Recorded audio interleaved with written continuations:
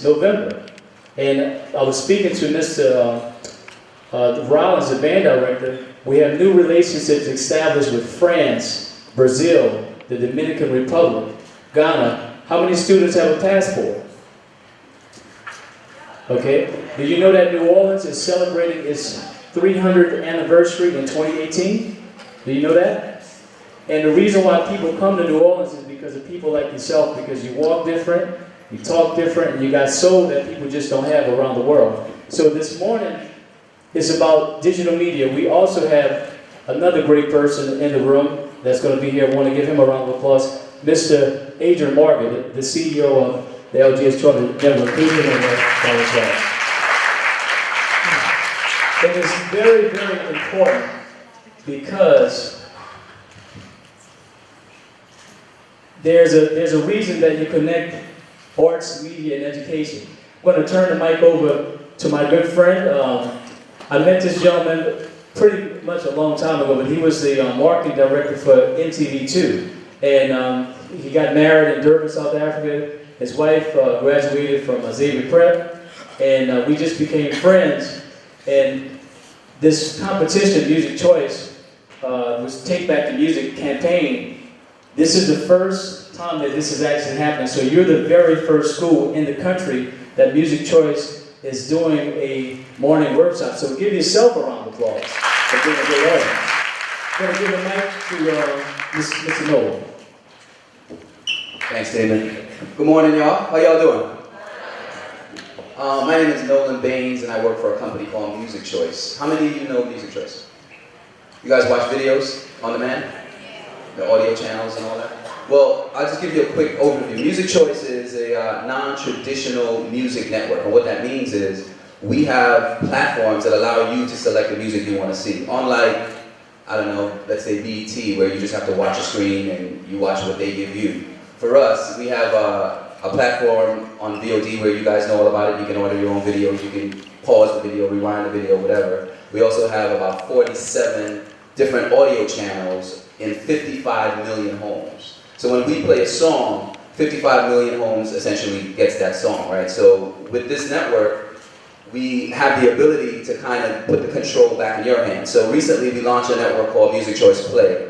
And in a couple of seconds, I'm going to show you sort of a hype video to give you a sense of what it is. But Music Choice Play is a network that allows you to be on TV. So there are no VJs, there's nobody tossing the videos, it's you guys using your smartphones, uploading, shout outs to whatever videos or dedications that you might have. You want to dedicate a song to someone that you know or whatever. But the network is completely interactive. And it's on Cox, I think it's channel 900, I think. And we just relaunched it. So what we did recently was launch a campaign called Take Back Your Music. The idea around Take Back Your Music is to allow you all to take back control of what you're seeing. You all know when you listen to the radio, and on an average show, not like a Wild Wayne show, when you listen to an average show, you probably hear the same 5 songs over and over again, right? So the concept of Take Back Your Music is for you to be able to dictate what you want to hear, how you want to hear it. And what you'll see in this video is some of the artists that we work with that actually did promo spots. So you guys know who A$AP Rocky is? So A$AP came down and did some work with us. Robin Thicke came down and did some work with us. So you guys will get a gist of what it is. But today what we wanted to do was bring you a couple of artists that we've worked closely with. You guys ever heard of Karmen? You ever heard of Rico Love? Well, these guys, I'll give you a sense. Rico Love is a songwriter, producer, been in the game for a long time, wrote for Beyonce, wrote French Montana's, Ain't Worried About Nothing, wrote Motivation by Kelly Rowland. These cats are in the music business doing it, right? So Karmen is a group that is kind of unique because they broke on YouTube, right? 80 million hits or something crazy for a song that they did that translated into a record deal. So the idea is to get these guys up here, and also Wild Wayne, to kind of talk to you about other career options in the music business. I know it's very alluring to want to be an artist, but there's all kinds of other stuff happening. And we want to make sure that you guys add that to your vision, right? We're not telling you that you can't be an artist. We're saying if you want to be an artist, also learn the music side of it, the business side of it, so you can sort of expand the dreams that you might have or the vision that you might have, right? Are you guys with me so far? All right, so here's what I'm going to do. I'm going to show this video so you guys get a sense of what Music Choice Play is, and then we're going to start the panel. You guys are going to have a chance to ask them questions, and we're gonna get it popping. Hopefully you guys will leave here a little bit more inspired and ready to take over the music business because we really need y'all to. You get me? All right, so let's go. Can we run the video? They don't play music videos on TV anymore. At Music Choice, we hear you. That's why we're putting the power back in your hands with Music Choice Play, the interactive network you control. That's right, a 24/7 music video channel run by you, not by some overpaid suit in a swanky office. You want to see the newest and best videos? Done. You want to host your own show? Done. You want to tell your boss off? Let's not go on a power trip just yet. Take back your music with Music Choice Play. To me, writing for radio or writing a hit song or a catchy phrase has never been my desire. It's always been to express, to feel. And when I would write a song, I felt connected to something. I felt like I was here for a reason. That I always used music to get through my toughest times. I like music to have imperfections. I think that it's a reflection of life. I'm Robin Thicke. Take back your music. To check out videos from Robin Thicke, go to Music Choice On Demand. Having three people in a group can really hold each other up and keep each other going. As artists, we care about our craft. EDM is all about being accepted and losing yourself in the music. Our fan base is incredibly loyal. We love them. They're there to see you perform, and now it's time to give it to them as hard as you can. I want Cruella to be part of someone's best night ever. We're Cruella. Take back your music. Catch more from Cruella at Music Choice On Demand. Hey, what's up? I'm C-Aaron. This is Mac. We're Karmen, and this is Music Choice. Music Choice. Music Choice. Music Choice. Music Choice Play. Music Choice Play. Your TV doesn't have a brain, you do. So it's time to take back your music. Oh my goodness, hello. Music Choice Play is the network you control. Got questions? We're bringing you right to the source. Hey, Joe Jonas. I have a question for Jessica Sanchez. Great. For Sierra. It's your music, so you ask the questions and you get the answers. With Music Choice Play's new show, U&A. You play DJ, and you run the show. Really fun party song, so I hope you guys enjoy. Oh, and did we mention you can be on TV? Yeah. I want to vindicate Miley Cyrus. We can't stop to Lexi, who loves to twerk. Get the music you want, where you want it, when you want it. Because your music should be on your terms. Take back your music. Take back your music. Take back your music on Music Choice Play. This is Music Choice Play. Take back your music. I knew early on that music was always going to be in my life. The big thing for me was packing up and leaving the small town and putting all your dreams on the line. I used to always dream that all those fans would be here to see me. It's a magical moment every night, and when you just turn it over to your fans and they sing at the top of their lungs, it's like you love the stage. I'm Luke Bryan. Take back your music. To catch music videos from Luke Bryan, go to Music Choice On Demand. Life is art. Music is art. You just bring like a new flavor to hip-hop. We paved the way to make it cool to express yourself for people to, be themselves. Now we're breaking boundaries. It's a new day. Right now what we try to do is just build a legacy and inspire other kids to really do it their way. This is ASAP Ferg. I'm ASAP Rocky. Music Choice. Take back your music. To check out our videos and more, go to Music Choice On Demand. You know how everyone complains? They don't play music videos on TV anymore. At Music Choice, we hear you. That's why we're putting the power. That's Mr. Dorian Francis. Come here a second. And we call him the President Obama because he's a hip hop artist. I wanted him to freestyle about Take Back Your Music because one of the things Music Choice says, do you want to host your own video? We want the students to come up with a CD about Take Back Your Music and show Music Choice that you have so much creativity, maybe you'll be the next star. Do we have any stars in the audience? Is there somebody talented out there to be a superstar? I know y'all. I know they have them out there, okay? So Dorian, give them a little sample of what we're going to come back and do and have their voices recorded. First of all, good morning, you did it. And hold up for 1 second. Shout out to Landry, you did one of the best high schools in the world. As you mentioned, my name is Dorian, but I go by the name of President Obama, the hip-hop president of the voice of youth. You feel me? So yeah.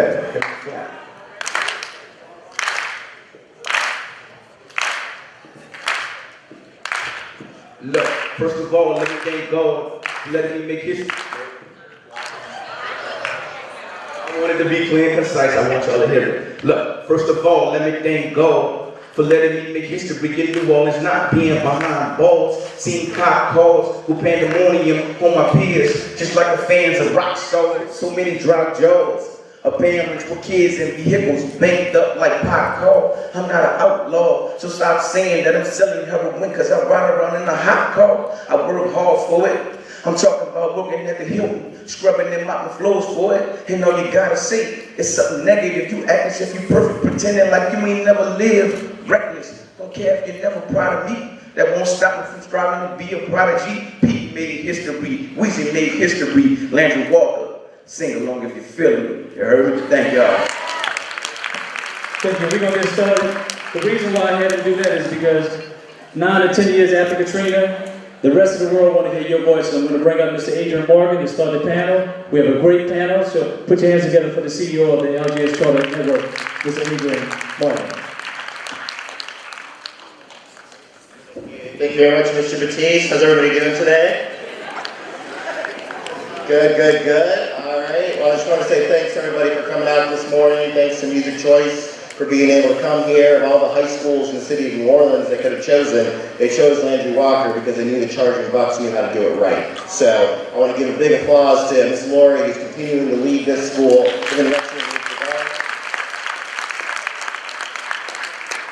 and I don't want to waste any of your time here from getting access to these talented individuals who are before us. So I'm just going to go right ahead and bring them to you. First, I want to introduce someone that you all know from one of our favorite radio stations, Q93. We have here Mr. Wild Wayne. Mr. Wild Wayne, come on out.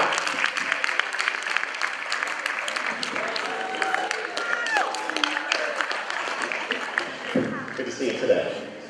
Next, I want to bring out a group that. Next.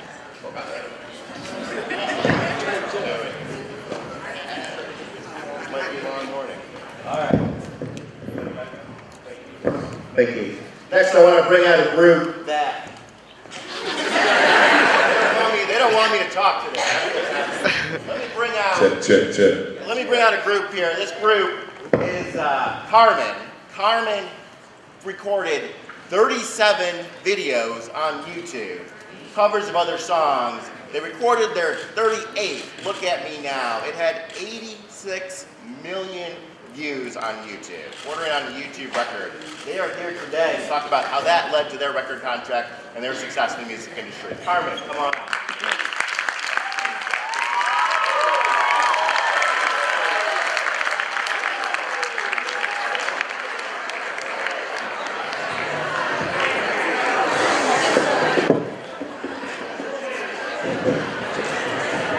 Some of you may have heard of a gentleman named Usher and an album called Confessions.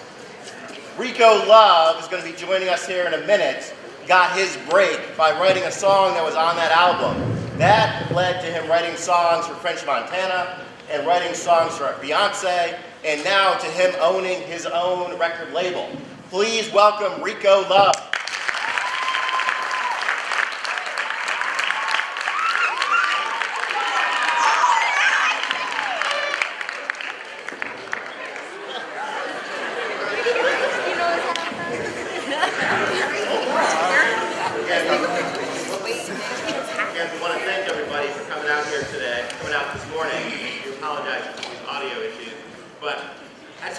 Questions to introduce our audience here, or our talent here, our artists here to you this morning, and then we're going to take some questions from you all. So I hope you all will start thinking about some questions that you would like to ask to understand the work that they went through in order to be able to achieve the success that they have today. And so if I can, the first thing I just want to open up to the panel, I'm just going to start while we work our way down, just a little bit, 30 seconds here on how it is you got your big break. How did you get into the industry? Actually, like when I started doing radio, it's been quite some time. I never had any intention of doing radio. I was actually biology pre-med at Zeta University, but an opportunity became available to get on part-time, and I've always been a hustler, so I jumped on, and I was just at the bottom of the totem pole originally, but like after I did it for a while, I found out it was something I love. I was able to travel around the country and meet all of these interesting people and these great artists and make money at the same time. I just kind of decided I wanted to be like #1 at what I did and aim for the top, and I've been very successful at it from there. A lot of work though. Karmen, I understand as well, went to professional training music school at the Berklee School of Music, which is certainly no small accomplishment. And from there, started hustling in terms of recording a bunch of videos on YouTube. Tell us a little bit about how that led to where you are today. So we both came from really small towns, Nebraska, Maine, and we got scholarship. We auditioned for scholarship to Berklee because it was really expensive. But we lucked out, we got scholarship, went to school for 4 years, got our degrees, and then in 2008, the recession happened. So we had to get regular jobs. So we did that. I worked at an online school, and Nick worked at a boxing gym. I worked at a boxing gym. Please, nobody fight me though, I can't fight. And then a couple of years after we graduated, so you're not supposed to actually graduate music school if you want to be successful. John Mayer, all these other people went there, right? A lot of people think you're supposed to drop out. People think the joke is you're supposed to drop out, but we didn't. So we graduate, and then we're like, what are we doing? Working at a boxing gym or whatever. Now, actually, like I studied jazz trombone too, so not only that, but I'm actually a jazz trombone player. So we're like, screw it. Let's start our own group and see what we can do here. And so we started uploading these covers and trying to put our own spin on it to get people's eyeballs. And then it was So Look at Me Now and kind of a couple of Nicki Minaj records and stuff like that that started doing well. And then we got signed. We got courted. We took meetings for a month, and then we finally decided to sign with L.A. Reid at Epic Records. Yep.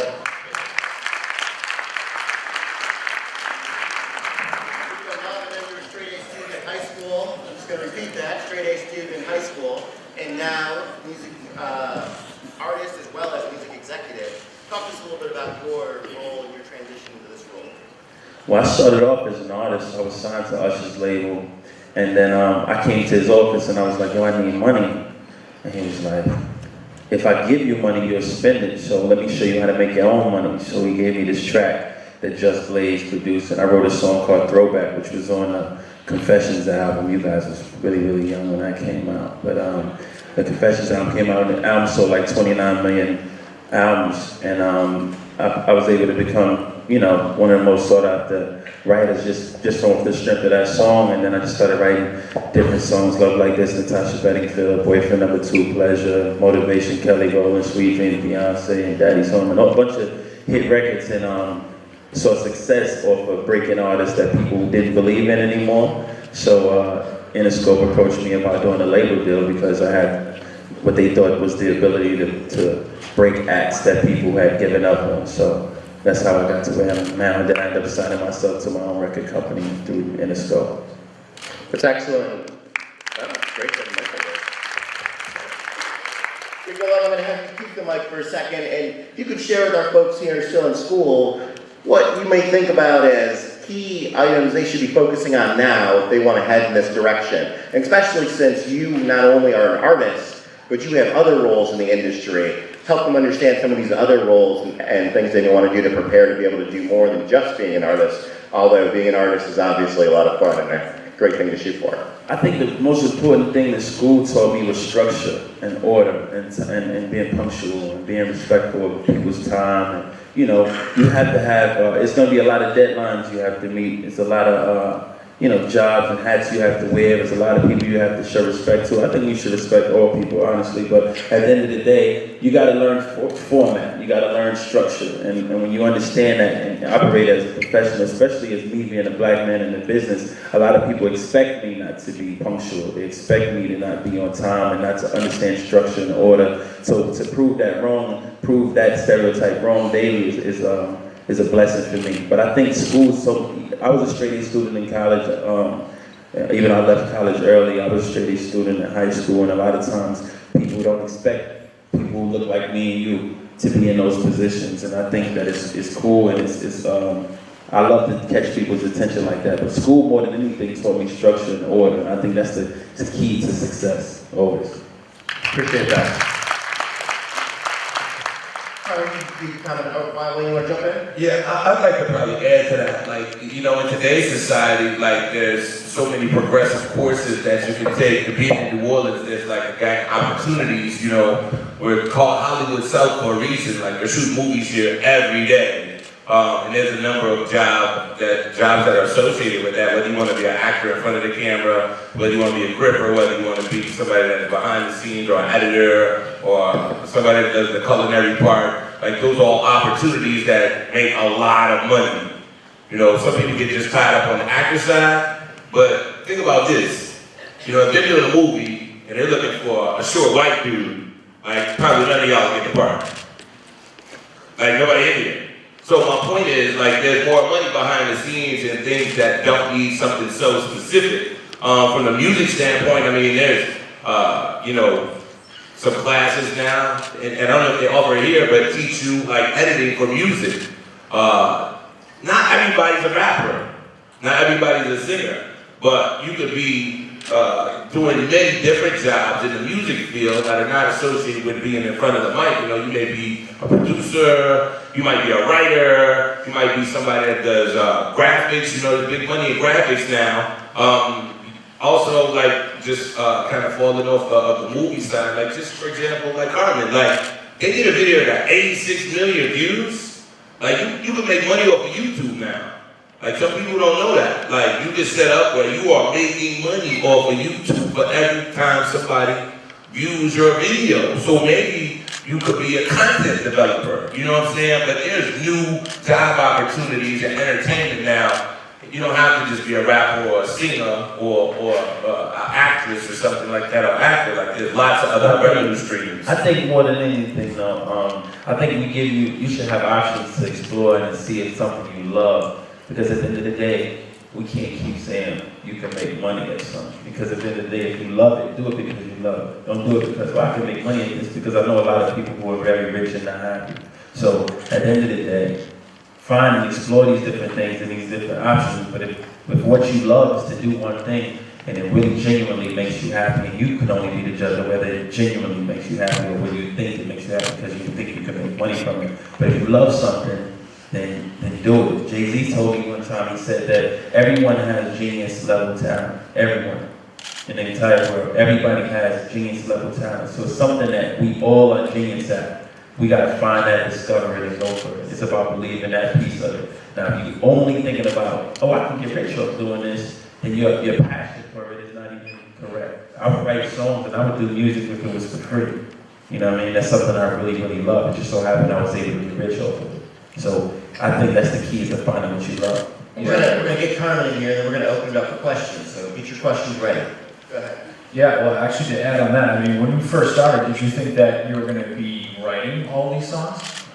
But now that you are, it's not only like writing these songs, but writing like for Beyonce and for everyone at the top of the game. These are singles for these people. I mean, sometimes you don't know what's going to open up, especially we didn't know it was the rapping element. You know, we knew that we loved rap and we listened to it all the time. We're super influenced by hip hop and rap and stuff, but we weren't sure that was what was going to be the thing. We never thought that would be what would pop right. up. So you got to be open to doing those things, and everything that you do, try to do it like that's your number one thing. Yeah. And I think that's something that we learned pretty early on. I was really scared to rap, actually. When we found Look at Me Now, we were like, why do we love this? Why are we covering this? And it worked out. But yeah, kind of jumping off what you said earlier too, I come from a really conservative family in Nebraska, and my parents were like, get a job, I don't care what it is, you need to survive. So we did work regular jobs, and in our free time is when we started the YouTube stuff. That's when we explored our passion. I know a lot of people are brave enough and might have support from other sources to do it full time, but that's something we sort of had to transition. For sure, and it is so, there are so many different jobs, like you said, I mean, you're pre-med, and then they're like, but this radio game is kind of cool though. I mean, yeah. You know what I mean? So, and then all of a sudden, now you're looking back. So they're the same thing with like so many industries. You look at the Brad Pitts, look at the, the Beyonce's, the Jay-Z's, whatever. It's like you just see that one thing, and that's all you think about. It's just like this one dude did everything. He's dope. That's it. there's so many things that have to happen for that spotlight to be created in the first place. He had to be going for a decade before anybody knew who the hell he was. People didn't take some of these people seriously At when all. I started. At all. Nobody listened to Kanye at first. They didn't get Kanye. Kanye told us that he got booed off stage. Opening for John Legend. Opening for John Before Stevens. anybody knew who either one of them were. Yeah. You know what I mean? So like, and then as far as like the writing side, people have to produce these songs. People got to write these songs. And so like, a lot of times when people just look at the actors, the people actually doing the performance, and think that's it, but that's not. There's a whole industry around all of the creation of that. Even like the touring side, the producing the show side, everything. So whatever, there are so many different little avenues you can go. All right, let's get some students in here. Where we've got some student questions. Managing our student questions back here. I see a hand, yes. Stand up, please. Whenever y'all write your music, does somebody write it for you, or do you write it yourselves? And if somebody writes it for you, do you think you'd be able to write your own songs? Questions about Karmen, and do they author their own music, or do other people write lyrics for them? Yeah, we actually do write our own music. We did a lot of Broken Hearted and some of the big singles as a co-write, so it was us and another guy. But yeah, we're super control freaks, and I'm probably sure everybody up here knows that. It's really hard for us to take a song completely written by somebody else and not put a little bit of our treatment on it, just because it's just kind of in our DNA. It's hard for us to kind of let go of a lot of that stuff, and also we have a very specific idea for what it needs to be. Yeah, we actually started as songwriters. The name Karmen means song in Latin. And so we started out, we were like, we're going to be like the greatest songwriting duo since, yeah. Simon and Garfunkel. Simon and Garfunkel, I don't know, it's another duo, it's not even fair. But nobody was watching our original music. That's why we started doing covers. So again, another instance of, we wanted something, but we had to do something else to get there. Who else we got? I saw a hand over here. Sir.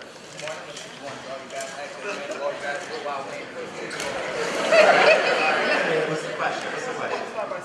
We all know that with failure comes success, right? So we want to know, I want to ask, what was it that you failed? What was it that kept you going to keep it going? So the question was, with failures comes success.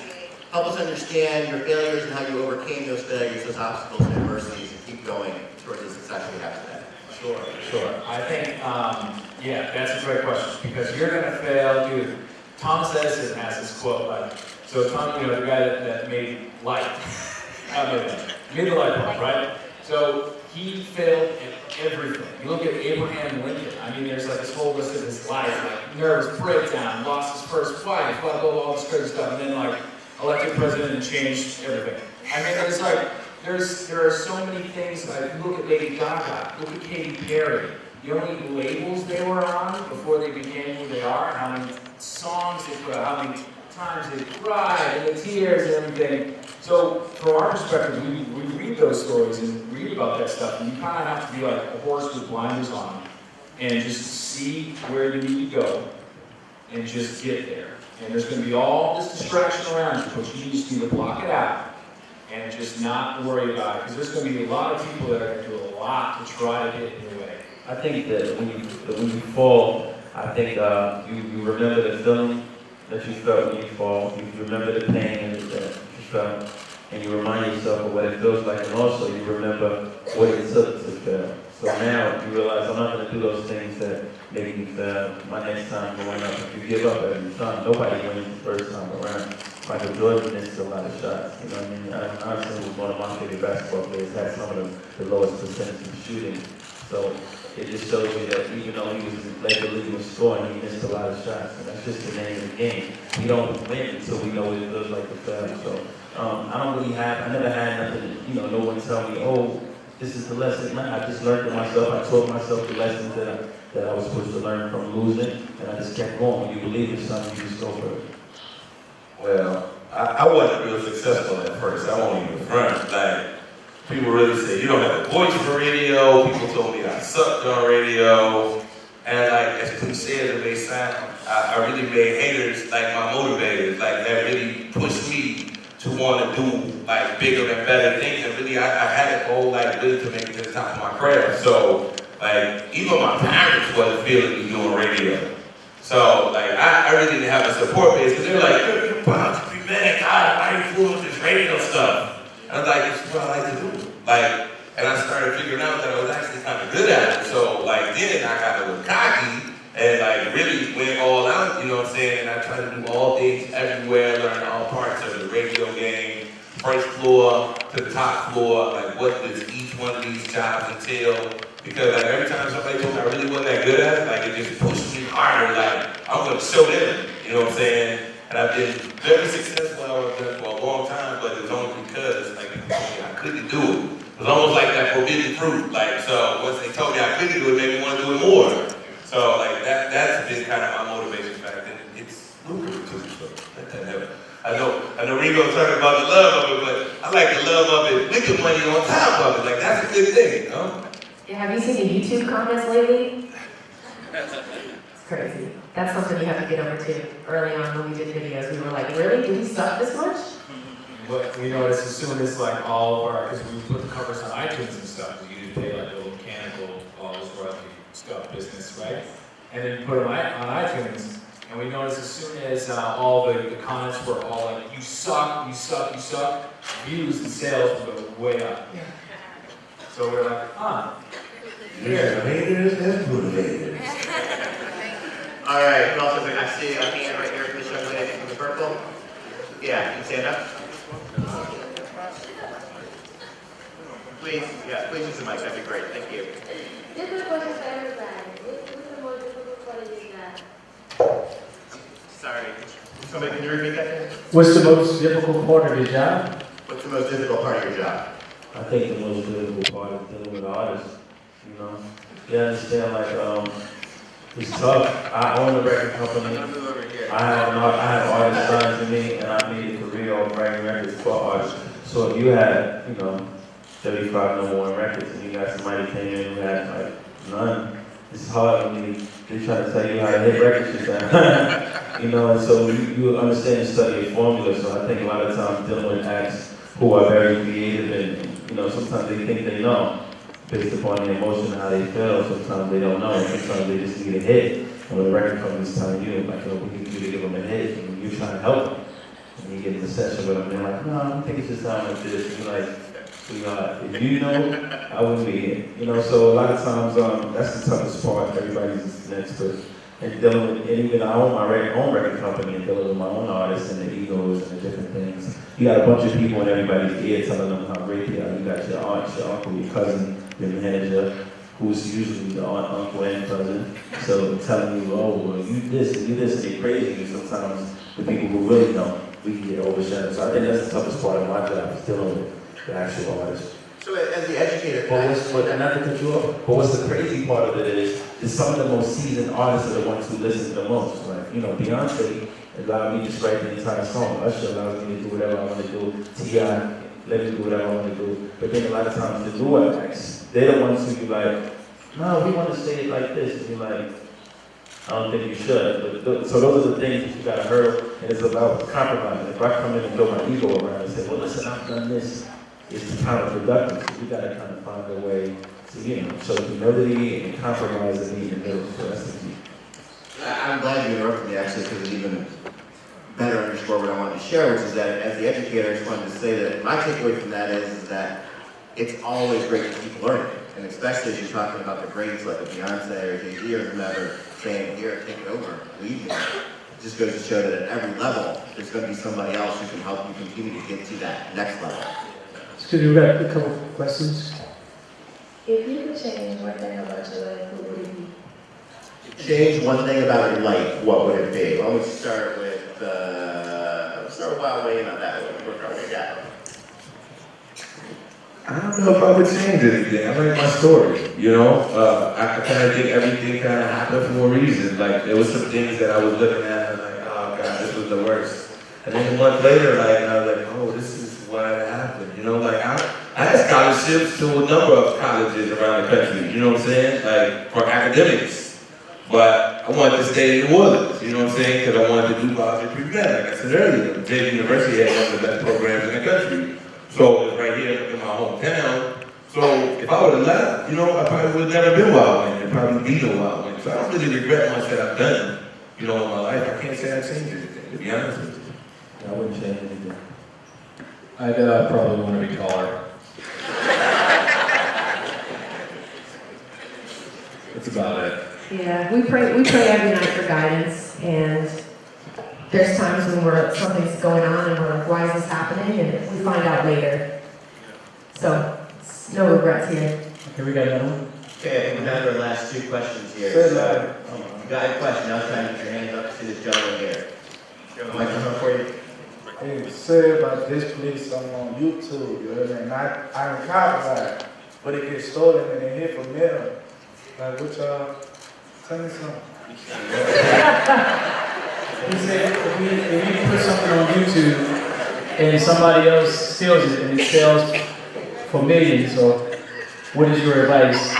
Let me to keep his intellectual property. I love that you asked that because I'm dealing with these type of issues. A lot of times people are not stealing from me, man. Like, a lot of times ideas are familiar, you know. I got sued for, I wrote a song for Trey Songz for Heart Attack, and I wrote a song for Usher for Daddy Song, right? And I got sued for both of those songs by people who I never met before in my life, who swear I stole these songs from them. And when I heard these songs, it was a little similar in one little part, but like I'd never heard of this person before. I ended up having to settle and pay these people money, not because I lost the lawsuit, because it would have cost me blah, blah, blah amount to fight it in court, and it cost me this much to settle out. So I had to pay those tiny amount to settle out. Well, not tiny to most people, but I had to settle out. And that people gotta realize, like, nobody's sitting around stealing from you. Like, we don't have time to steal, trust. So people, a lot of times you might think somebody stole something from you, but it's just a lot of ideas are similar, especially if you have no way of contacting this person. You got 250 views on your YouTube. I mean, what's the chances that out of the 250 people and billions of people in the world, it just so happened that I stole your idea. So it's just the key is to keep writing, keep working, because it's kind of frustrating, man. Like, really, really frustrating. You got to deal with that. Like, imagine you just sit in your house one day and the lawyer calls you and said, "Oh yeah, some guy from Alabama is suing you, saying you stole this song from him that you never met, never heard of, never seen before. You don't know anybody that knows him." And those type of things happen all the time. And they say, "Why send a song to somebody who lives in Miami next to where you live?" And they just must have played it for you. So you gotta kind of think openly and realize people not out to get you, man. Like, not like you should think, trust me. Nobody's out listening. Like, nobody's around, right? Like, when you go look on YouTube and see whose song it is still. It just don't happen. And I'm gonna add to something real quick. A lot of major labels and major artists like the Lil Wayne, the Birdmans, of the world, kind of like the big dogs, like they won't even take your music. I would say, and it's because of that very fact. Like the people be like, "Oh, they hate me," they hate me. What they help you do, now you don't even want to, like, if somebody tries to hand me a CD, I can't even legally take it. Yeah. Exactly. Because somebody will sue you, man, and say, "Oh, I gave you my CD at Landry High School." You know, you be like, "Oh, I never, you know, I don't remember," you know. So a lot of times, it messes up the game. You want to help people, but you can't really help people because they sue you left and right for no reason. And from your perspective, maybe a good way to think of it, at least we believe that no idea belongs to anybody. Has anybody read Steve Jobs' book? He says that great artists steal. And it's kind of intense, you've got to kind of read it for the context, but karma is another word that's in the name Karmen, and we just believe that nobody really owns an idea, but you can take something and create something, and it's never going to be your last idea. So if you feel like somebody stole something, like you got way more inside of you, you know, that you can put out. Yeah. And it's something that somebody's stealing from you, though, like somebody's close to you. But as far as the chances that Beyonce heard your song and stole it is really, really slim and none. And even if she did hear it, it's not enough. And I don't think we would be who we are if we just went around and stealing people's songs. All right, let's get that last question in here. Who's that? Okay, the principal would like us to answer all the questions. It's 3 students. Okay, we've got 3 now. Okay. Excuse me, I want to ask you, you love music, you know, you want to sing and everything, but you know, you have no idea for sing and begin your stuff, or when you want to upload your video, but like you have no stuff to upload your video with the microphone or at least you have a guitar and like you don't know how to play the instrument. So what you gonna do? Like you have no clue for that. It's like the internet just started making stars. You gotta realize that you don't necessarily have to become a star using the internet. A lot of people would discover without that. So I know that's one avenue. So if you don't have a microphone and a guitar or a computer and all that stuff, that's cool. Now you gotta research where the music is, you know, and just hone your craft. Sometimes it's just about developing and being better at what you're doing, and these things will fall into your lap. A lot of the poorest people in the world become the biggest stars because when you show a passion, when you work hard at something, I promise you doors will open up for you. If you really believe in something and go for it, you might not be able to afford a lot of things, but when you really are passionate about things, people call it the universe, I call it God, but it's really, God will put things in your way that kind of like help you, you know, it'll just fall in your lap. The Look at Me Now video cost us $0. We had an old laptop, like a 5-year-old laptop from college, and we had a $99 webcam that I think we got on Craigslist. And it was broken. It was broken. And the video has 90 million hits, so sometimes it doesn't cost a lot of money. You got no money. Yeah. Just work at it. You know, because I know some people $99 is a lot of money, you know, so to just work at it and just develop yourself. And you're young, man, just keep working and practicing, and the doors will open up for you if you got time, you know. Don't be impatient just because you don't have a computer, man.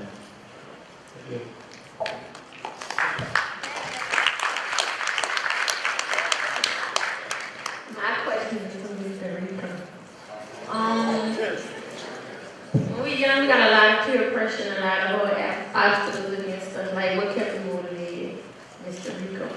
What kept me motivated? What kept me motivated was I just always wanted to win. When I was a kid, I admired Puff and the whole bad boy movement. When I was young, that was like he was the biggest name in music. Biggie and Ace and Total thing. So I always wanted to be great. There was always something in me. And even when my parents told me that it wasn't going to happen, and everybody around me told me it wasn't going to happen, I just believed so much in what I wanted to do, and I had this burning passion that I felt like was driving me. So it wasn't one thing. I just always knew what I was going to be, and I would accept no plans. And even now, where I am now, to be able to say what I've done in the Grammys and the albums, so there's still people telling me that I can't have a successful record company.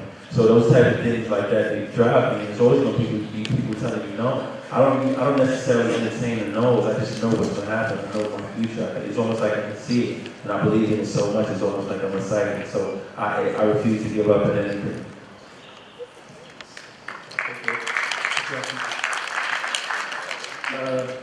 Yeah, I was wondering if when you were in school, was there any teachers or athletic coaches or band teachers that were constantly on you, pushing you to strive for greatness?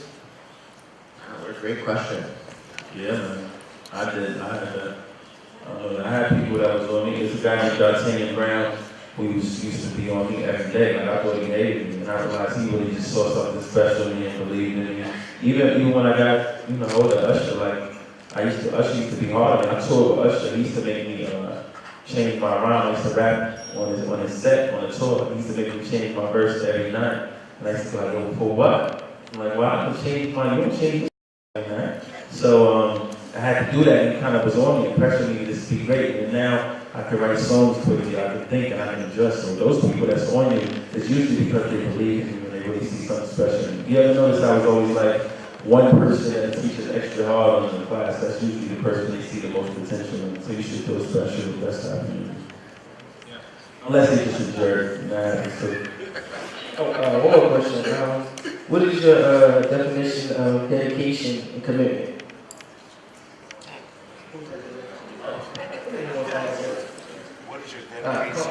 What's your definition of dedication and commitment? That's the question? Yeah. What's your definition of dedication and commitment? You can also comment on a teacher question too.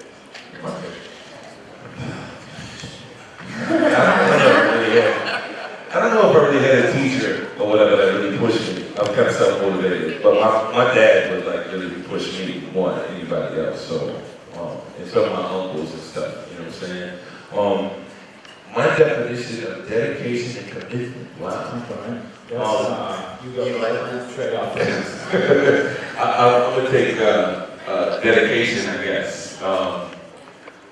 I think it's you being steadfast on one particular thing, and sticking with it and going hard, not giving it 100, giving it 150% every chance you get, being really like focused on that one thing and being dedicated to it. That's what it would be for me. Commitment, I think, is partial loyalty to an idea or a particular thing. So you may be very loyal to radio or to music or to whatever.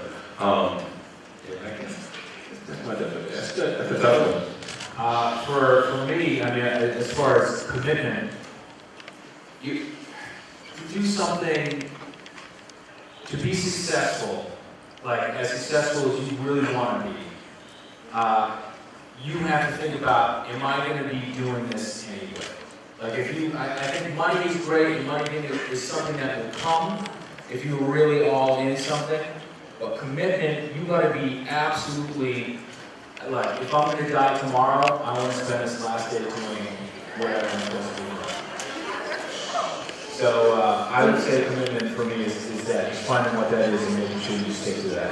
Yeah, we have a friend with Janelle Monet's camp, his name's George 2.0, and he always tells us, you know, even if you weren't watching, I'd be doing this anyway. That's like his quote, and I love that. We actually have one last question, and then the SGA would like to take you. Just 1 second.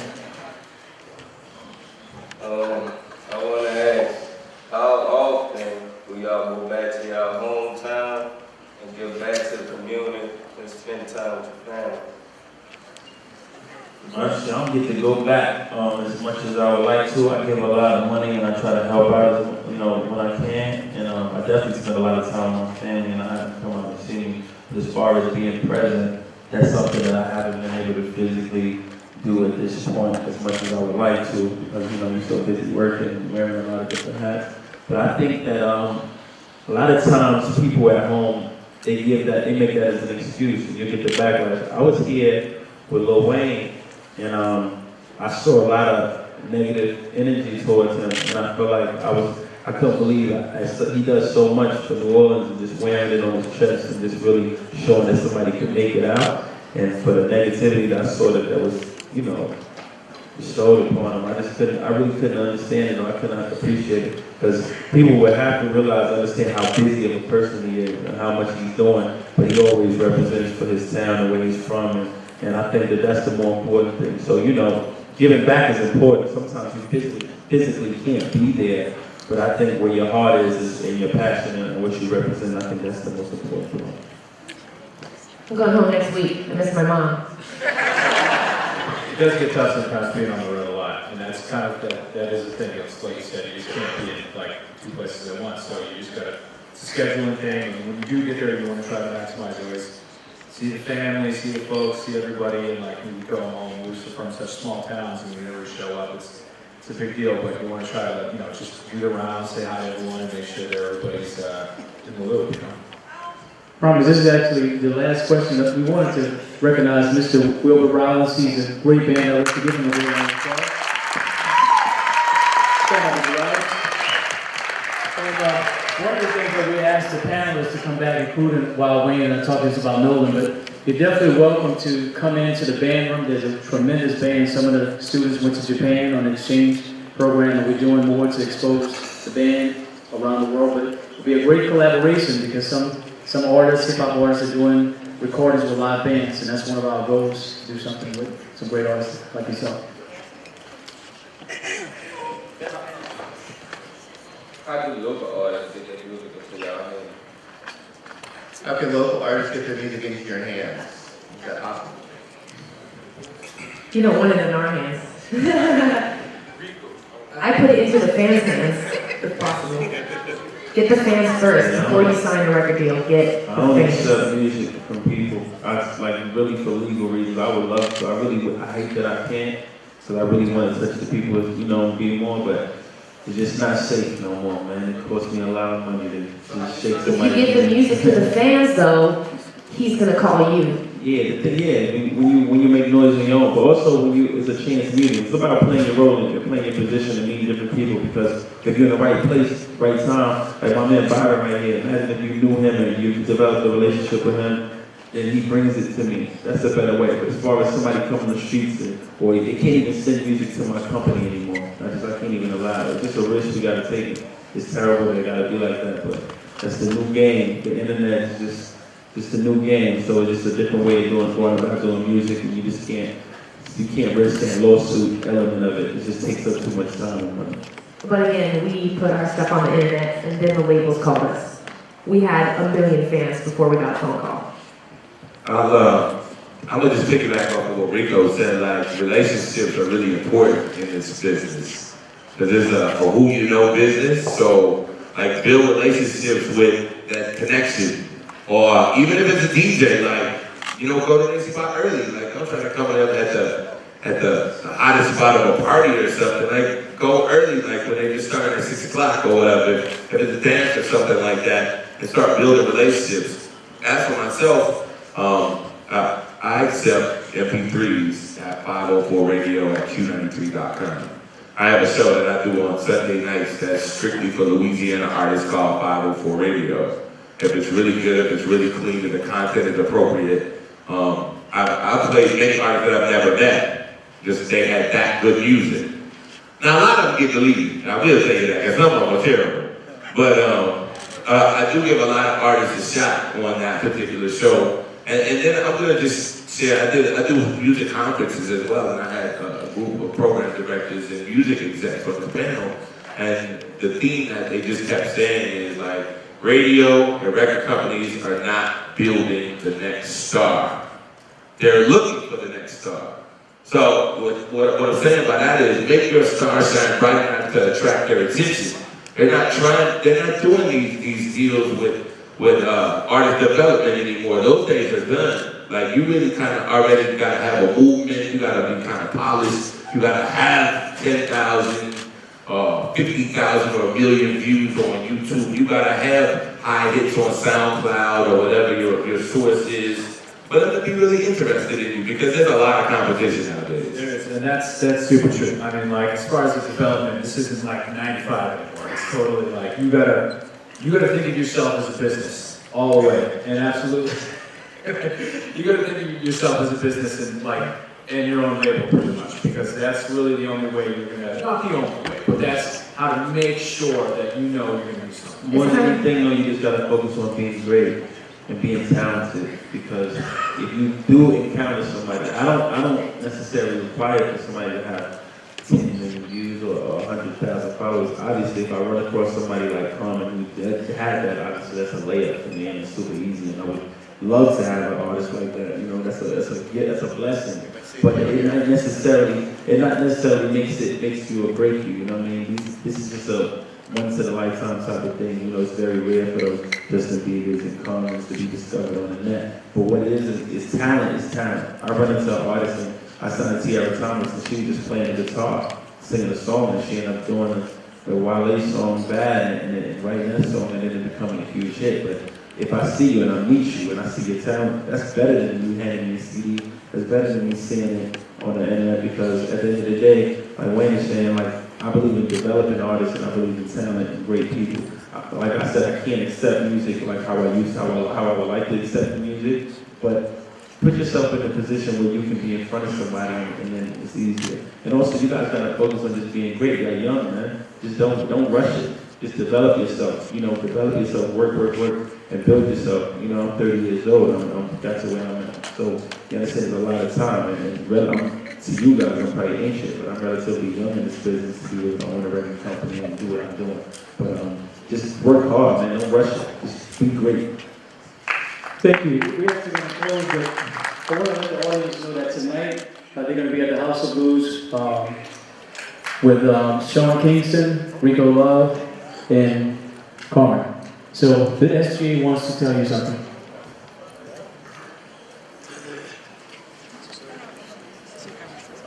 We have SGA Landry Walker in the class of 2014. We would like to thank Mr. Baptiste, Mr. Morgan, Mr. Love, Karmen, and Mr. Wayne for coming out. and giving us words of encouragement. And we'd like to ask for a round of applause.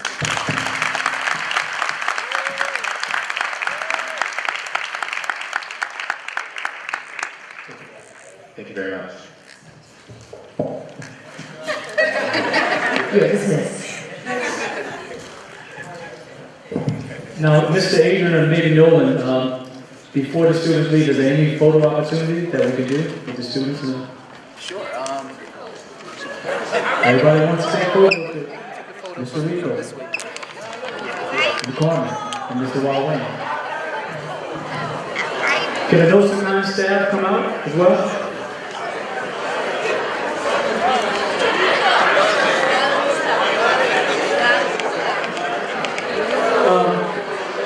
Ms. Lori, we could take with the student government first, and then we can have all the students come out first. Say that Weezy. The house lights up, please. House lights up. Yeah, and the principal. We want to make sure we. In the square earlier.